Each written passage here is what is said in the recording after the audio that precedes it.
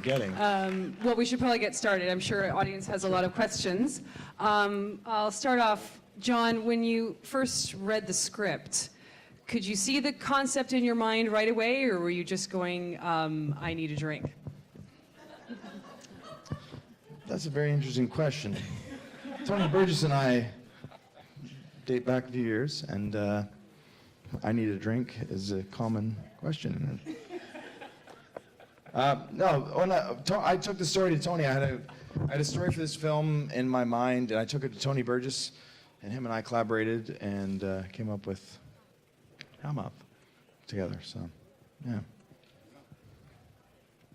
And Tony, a lot of your work, a lot of your fiction, your screenplays, it's sort of about how, you know, hell or the fantastical bleeds into reality, and yet this script is set almost entirely in a, well, I suppose completely in a fantastical world. What was that like for you, in, you know, going in this somewhat opposite direction, completely in this strangeness? Well, with like all the Foresight guys, and worked with them all of the last few years, and it was really interesting to sort of like take immediate sort of direction and try and, you know, click into what was being brought to me as a writer. And John brought this crazy world which I balked at for a long time. It was like the whole planet is a cemetery, and there's these stories that are going to come in at like about 45-degree angles and stop in the stream of the story. Like there was these really strange ideas that were beautiful, and he was very committed to them. But they were absolutely rootless in the real world, and sort of magical and strange, and ultimately batshit crazy. and it was just fantastic to sort of, he was committed to batshit crazy, and so was I. You can get there. You know. And Stephen, you and Tony seem to be a bit of a match made in heaven. What is it? We're married now. What is it about Tony's work that draws you to it as an actor? I can't figure it out. I don't. There's some writers that their dialogue just fits in your mouth perfect, you know, and. Yeah, I love his writing. That dialogue at the end is so fucking nuts, though. Just, you know, congratulations for selling that. And that's why I got you, baby. And Bruce, it's been a while since you've been in front of the camera. How did you get talked into that? Well, John was very supportive. I was terrified to do this, and he was very generous and very kind, and coached me through it. And it's a terrifying thing to do, but it was very entertaining and fun. So. And Siobhan, you're sort of playing a femme fatale, but she's also dead. Yeah. But not quite a femme fatale, sort of like the good-hearted femme fatale. Yeah, I think she starts off as a femme fatale, but then she realizes that Charlie's different than the other ones. So, also Charlie serves a greater purpose in setting her free. So, you know, she has an agenda. She's not totally, you know, altruistic. Yeah. Well, yeah. Let's open this up to the audience. So I'm going to have to shield my eyes here from. So just raise your hand. Okay, right in front there. Okay. Great job, everybody. Awesome movie.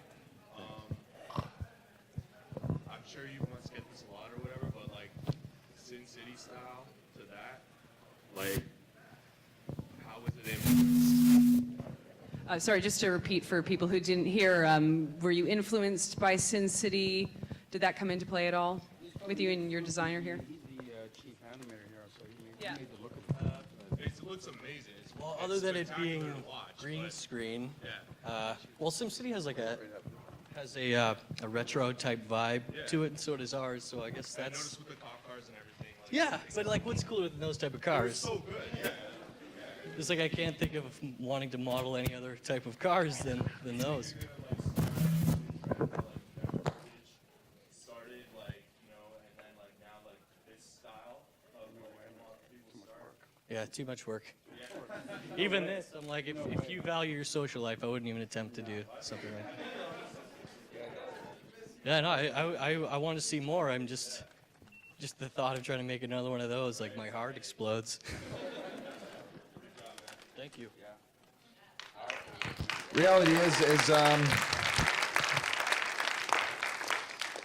I think reality is everyone on stage here really respects old-fashioned cinema. We all, pull inspiration from films from the 1950s because back in the day there was such mystery in the world. Nowadays everything's very right in front of us. It's very obvious with the internet. But in the 1950s, there was this mystery in the world, and the films that were made in that time represented such a cool, interesting kind of platform. So we certainly derived our inspiration from that, and that's why we made it a period piece, I think, because that era just represented such interesting. Things were still new then. Yeah, things were new. Everything was new, and there was no Instagram. There was no internet. There was no Hotmail or Gmail or. There was no Facebook. And what's cool about those old films, if you watch like, Ed Wood films or whatever it is, the actors played it so real, and they believed, there was a conviction in the performances because they really believed in what was happening. Rather it be giant ants taking over the world or a giant sea creature, that was a potential reality for them. And I think that's so exciting. I mean, as a kid, for growing up in that. I mean, not that I grew up in the black and white era. I was born in 1981. I grew up with E.T. Thankfully, I was growing up with Spielberg, and I did have color. I had color. But Tony Burgess can probably. There's a couple years between us. You could probably relate to the black and white era. So I'll hand it off to you. Fuck yourself. 1981. Nobody's born in 1981.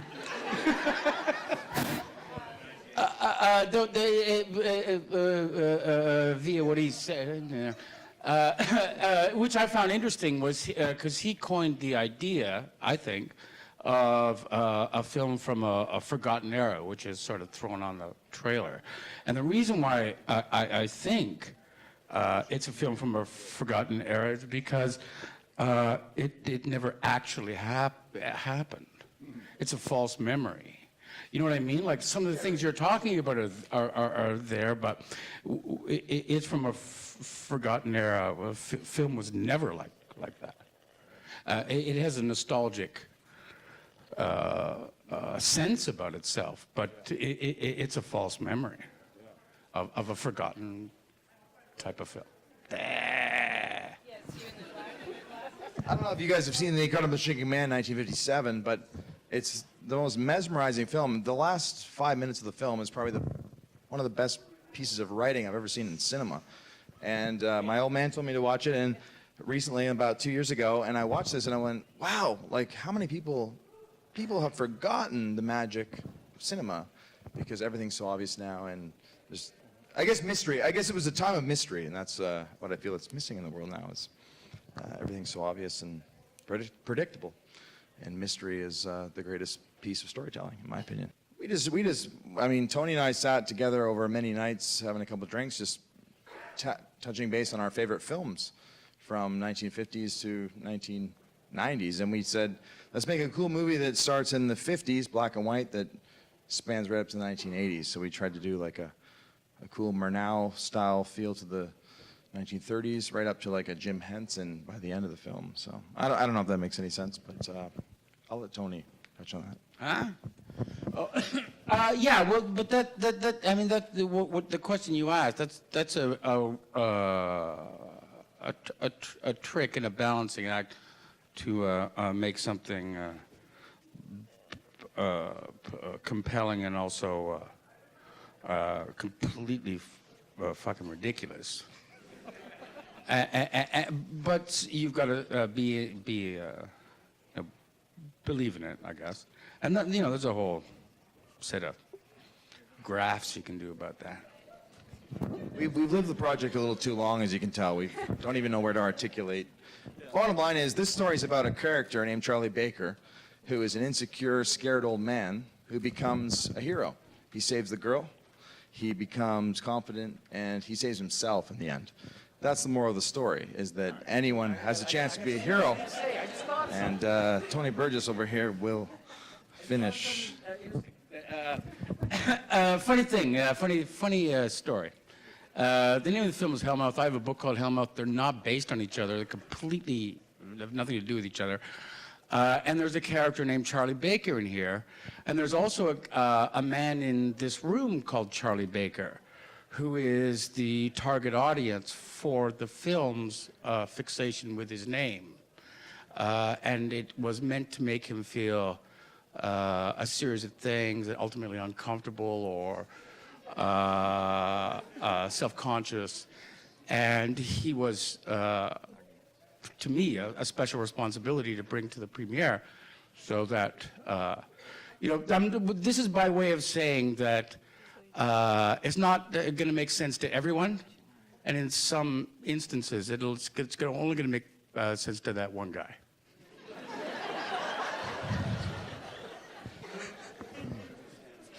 I partially agree and disagree. Bottom line is, there is a moral to the story. It's not that complicated of a film. It's very bizarre, yes, but it's not.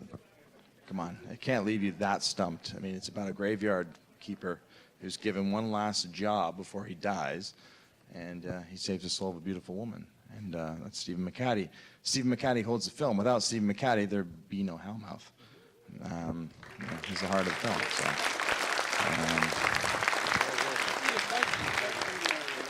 So, I don't know. I'm rambling on here. Yes, in the red shirt there. That's the moral. I think that's the full circle of the film. Is that at the end he is exactly where he, always where he wanted to be. He's in full color on the beach. So she leaves him, but like everyone. I'm sure these guys will be around in the lobby if anybody wants to talk to them afterwards. Thank you so much. Amazing film. Really happy to have it. Don't forget to vote. Tweet about it. Thank you very much, and hopefully we'll see you for ABCs of Death in a few minutes.